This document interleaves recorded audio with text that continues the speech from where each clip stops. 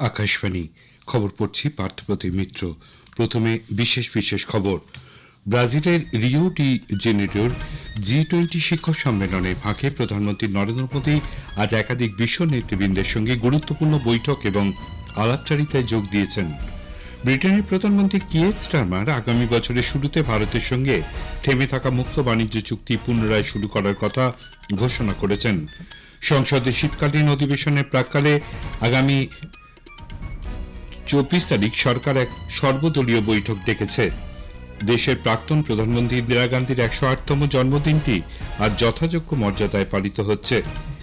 দিল্লি সরকার দূষণ কমাতে কৃত্রিমভাবে বৃষ্টিপাতের জন্য কেন্দ্রের কাছে আবেদন জানিয়েছে। দেশের প্রধান বিচারপতি ওই অঞ্চলের সব আদালতে সম্ভব হলে ভার্চুয়ালি শুনানি গ্রহণের প্রস্তাব করেছেন। বর্ণাঢ্য অনুষ্ঠানের মধ্যে দিয়ে আগামীকাল গোয়াতে 55তম ভারতীয় চলচ্চিত্র উৎসব ইফির সূচনা হচ্ছে। আসছি বিস্তারিত খবরে। ব্রাজিলের রিও ডি জেনেরোয় G20 শিখর সম্মেলনের ফাঁকে প্রধানমন্ত্রী নরেন্দ্র মোদী আজ একাধিক বিশ্ব নেতৃবৃন্দের সঙ্গে গুরুত্বপূর্ণ বৈঠক এবং আলাপচারিতায় যোগ দেন। সামাজিক মাধ্যমে পরপর বেশ কয়েকটি বার্তায় তিনি এ ব্যাপারে বিস্তারিত জানিয়ে বলেছেন, মিশরের রাষ্ট্রপতি আব্দুল ফাতাহ এল-সিসি, দক্ষিণ কোরিয়ার রাষ্ট্রপতি উন সুক ইয়েল এবং ইউরোপীয় কমিশনের সভাপতি উর্সুলা ভন দের লিয়ের সঙ্গে কথা হয়েছে তার। ইউরোপীয় ইউনিয়নের সভাপতির সঙ্গে বৈঠকের ব্যাপারে শ্রী মোদী বলেন, বিশ্বহিতার্থে ভারত EU এর সঙ্গে নিবিড়ভাবে কাজ চালিয়ে যাবে। বাণিজ্য, স্বাস্থ্য, সুরক্ষা, নিরাপত্তা এবং ভারতের সঙ্গে কূটনৈতিক সম্পর্কের 75 বছর পূর্তি নিয়ে শ্রী মোদী ইন্দোনেশিয়ার রাষ্ট্রপতি প্রাবো সুবিয়ান্তোর সঙ্গে আলোচনা করেন। অন্যদিকে পর্তুগালের প্রধানমন্ত্রী লুই মন্টেনেগ্রোর সঙ্গেও আলোচনার পরিবেশ বান্ধব হাইড্রোজেন, পুনর্নবীকরণযোগ্য শক্তি এবং প্রতিরক্ষা সহযোগিতার বিষয়টি উঠে আসে।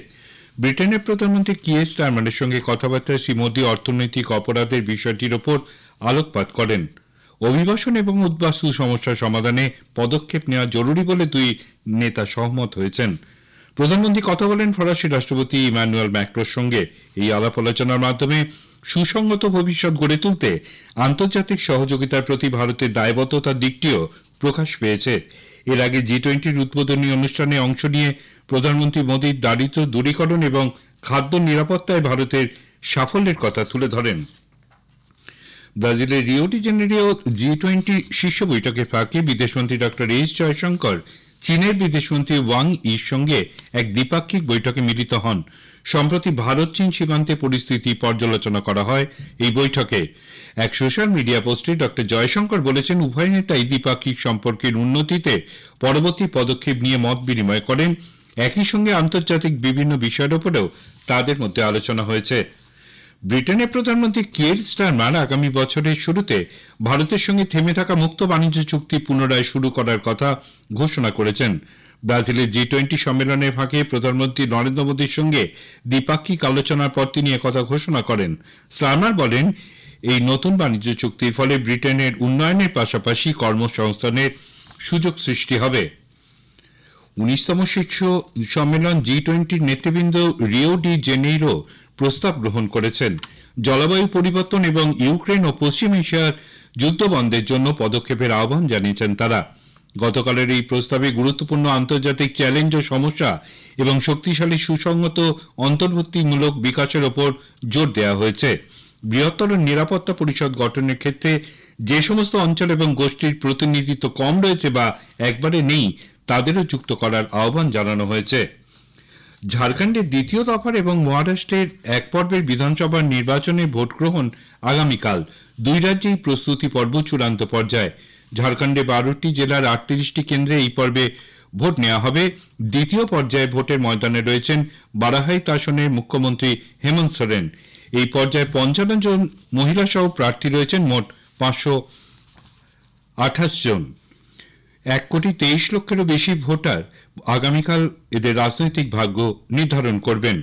অন্যদিকে মহারাষ্ট্র আগামীকাল 288টি আসনে ভোট গ্রহণের জন্য জোর কদমে প্রস্তুতি চলছে। পাঞ্জাবের 4টি বিধানসভা কেন্দ্রে আগামীকাল উপনির্বাচন। মুক্ত, স্বচ্ছ এবং নিরপেক্ষ ভোটদান নিশ্চিত করতে সমস্ত রকম ব্যবস্থা নেওয়া হয়েছে। হোশিয়ারপুরের চাবেওয়াল, গুরুদাসপুরের ডেরা বাবা নানক, শ্রী মুক্তার সাহেবের গিদের বাহা এবং বামালা বিধানসভা ক্ষেত্রগুলির 7 লক্ষের বেশি ভোটদাতা তাদের মত প্রকাশ করবেন। ভারতীয় বায়ুসেনার কমান্ডারদের 3 দিনের দ্বিবার্ষিক সম্মেলন গতকাল নতুন দিল্লিতে শুরু হয়েছে। প্রতিরক্ষামন্ত্রী রাজনাথ সিং, বায়ুসেনার প্রধান air chief marshal Amarpreet Singh এই সম্মেলনে যোগ দেন। প্রধানমন্ত্রী নরেন্দ্র মোদী আগামী 24শে নভেম্বর আকাশবাণীতে মন কি বাত অনুষ্ঠানে তার চিন্তাভাবনা দেশ বিদেশের মানুষের সঙ্গে ভাগ করে নেবেন। এটি হবে এই অনুষ্ঠানের 116তম পর্ব। সাধারণ মানুষ টোল ফ্রি নাম্বার 1800117800 ফোন করে এই অনুষ্ঠান নিয়ে তাদের মতামত পরামর্শ দিতে পারেন। 1922 নম্বরে মিসড কল দিয়ে সরাসরি প্রধানমন্ত্রীকেও তা দেয়া যাবে। নরেন্দ্র মোদী অ্যাপ অথবা মাইগভ ওপেন ফোরামেও জনসাধারণ তাদের মতামত বা প্রস্তাব দিতে পারেন। এই খবর শুনছেন আকাশবাণী থেকে। সংসদের শীতকালীন অধিবেশনের প্রাক্কালে সরকার চলতি মাসের 24 তারিখে একটি সর্বদলীয় বৈঠক ডেকেছে। ওই বৈঠকে শীতকালীন অধিবেশনে সংসদের উভয় সভার কাজ যাতে নির্বিঘ্নে হয় সে বিষয়ে নিশ্চিত করতে সব রাজনৈতিক দলগুলির প্রতি আহ্বান জানানো হবে। সংসদের এই অধিবেশন শুরু হবে 25শে নভেম্বর, চলবে 20শে ডিসেম্বর পর্যন্ত। দেশের প্রাক্তন প্রধানমন্ত্রী ইন্দিরা গান্ধীর 108তম জন্মদিনটি আজ যথাযোগ্য মর্যাদায় পালিত হচ্ছে। এই উপলক্ষে সারা দেশে কংগ্রেসের তরফে একাধিক অনুষ্ঠানের আয়োজন করা হয়েছে। প্রধানমন্ত্রী নরেন্দ্র মোদী দেশের প্রথম মহিলা প্রধানমন্ত্রী জন্মদিনে শ্রদ্ধা জানিয়েছেন। লোকসভার বিরোধী নেতা কংগ্রেসের রাহুল গান্ধী এবং দলের সভাপতি মল্লিকার্জুন খাড়গে আজ শক্তিস্থলে গিয়ে ইন্দিরা গান্ধীর প্রতি পুষ্পার্ঘ্য নিবেদন করেন। এক্স হ্যান্ডেলে এক বার্তায় রাহুল বলেছেন, সাহস ও ভালোবাসার এক অনন্য নজির ছিলেন তার ঠাকুরমা। জাতীয় স্বার্থে নির্ভয়ে এগিয়ে যাওয়ার শক্তি তিনি শ্রীমতী গান্ধীর থেকেই পেয়েছেন বলে উল্লেখ করেন রাহুল। উল্লেখ্য, 1917 সালে আজকের দিনেই উত্তরপ্রদেশের এলাহাবাদে দেশের প্রথম প্রধানমন্ত্রী জওহরলাল নেহরুর কন্যা ইন্দিরা গান্ধী জন্মগ্রহণ করেন। তাকে আয়রন লেডি অফ ইন্ডিয়া হিসেবে আখ্যায়িত করা হয়ে থাকে। দিল্লি সরকার দূষণ কমাতে কৃত্রিমভাবে বৃষ্টিপাতের জন্য কেন্দ্রের কাছে আবেদন জানিয়েছে।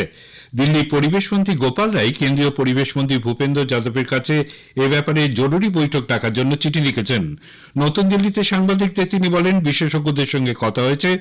ধোঁয়াশা কমাতে এবং বাতাসের গুণমান বাড়ানোর জন্য কৃত্রিম বৃষ্টিপাতের প্রয়োজন রয়েছে বলে বিশেষজ্ঞরা পরামর্শ দিয়েছেন। দিল্লি সহ জাতীয় রাজধানী অঞ্চলে প্রবল দূষণের কারণে ওই অঞ্চলের সব আদালতে সম্ভব হলে ভার্চুয়ালি শুনানি গ্রহণ করার জন্য দেশের প্রধান বিচারপতি সঞ্জীব খান্না সব বিচারপতিদের বলেছেন। সুপ্রিম কোর্টের শুনানি ভার্চুয়াল মাধ্যমে করার জন্য প্রধান বিচারপতি সঞ্জীব খান্না আজ তার বেঞ্চ বসার পরই উপস্থিত আইনজীবী, সুপ্রিম কোর্টের বার অ্যাসোসিয়েশনের সভাপতি কপিল সিব্বাল সহ সকলেই দূষণের বিষয়টি তুলে ধরেন। জবাবে প্রধান বিচারপতি সেখানে সম্ভব হলে ভার্চুয়াল শুনানি গ্রহণের প্রস্তাব দেন। জাতীয় রাজধানী অঞ্চল দিল্লির বাতাসের গুণমান আরও খারাপ হয়েছে। আজ সকাল 7টায় বাতাসের গড় গুণমান সূচক AQI ছিল 492, যা অতি খারাপ পর্যায়ে অতিক্রম করেছে। কেন্দ্রীয় দূষণ নিয়ন্ত্রণ পর্ষদের তথ্য অনুযায়ী শহরের কিছু অংশে AQI 500 পৌঁছেছে। বর্ণাঢ্য অনুষ্ঠানের মধ্যে দিয়ে আগামীকাল গোয়ায় 55তম ভারতীয় চলচ্চিত্র উৎসব ইফির সূচনা হচ্ছে। চলবে 28শে নভেম্বর পর্যন্ত। গতকাল গোয়ার মুখ্যমন্ত্রী ডক্টর প্রমোদ সাওয়ন্ত এবং তথ্য ও সম্প্রচার মন্ত্রকের পদস্থ আধিকারিকরা অনুষ্ঠানে বিস্তারিত কর্মসূচি ঘোষণা করেন।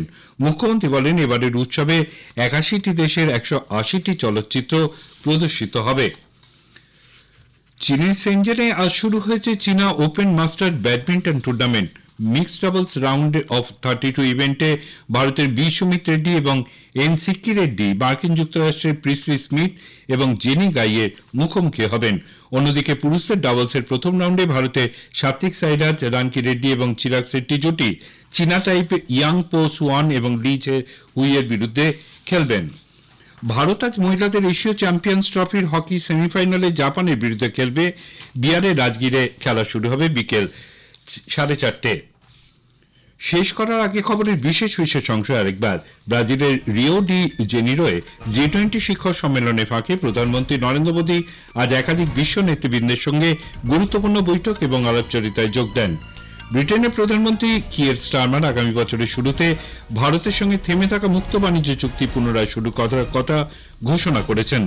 খবর এখনকার মতো শেষ হলো।